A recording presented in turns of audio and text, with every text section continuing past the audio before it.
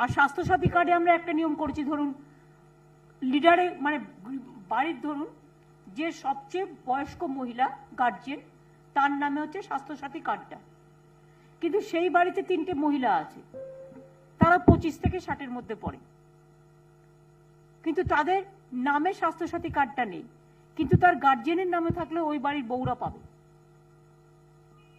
মেয়েরা পাবে যাদের 25 থেকে 60 বছর বয়স। এটা একটু তফাৎ আছে, এটা একটু যদি আপনারা ক্ল্যারিফাই করে দেন। এইরকম সব কাজই করা হচ্ছে,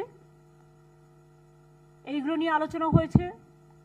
বন্যায় ঘাটাল থেকে শুরু করে, ঘাটালে যে বন্যা হয়েছে, ঘাটাল উলুবেড়িয়া সাব ডিভিশন বা দাসপুর বা বাঁকুড়ার কিছু অংশ, ইমিডিয়েট একটা মিনিস্টারের টিম আমরা নেক্সট উইকে দিল্লিতে পাঠাচ্ছি ইরিগেশন মিনিস্টারের কাছে আর নীতি আয়োগের কাছে। আমাদের 4টে ডিমান্ড থাকবে। একটা হচ্ছে ঘাটাল মাস্টার প্ল্যান, দীর্ঘ 40 বছর 50 বছর ধরে লড়াই চলছে, আজও করে দিল না। দ্বিতীয়ত হচ্ছে আমরা সুন্দরবন নিয়ে প্রতি বছর সুন্দরবনে ঝড় ঝঞ্ঝা আর দুর্যোগে মানুষ দুর্ভোগে পড়ছেন, আমরা চাই 2টো মাস্টার প্ল্যান করতে। এটা নীতি আয়োগ আমাদের হেল্প করতে পারে, সেন্ট্রাল গভর্নমেন্টকে আমরা বলছি।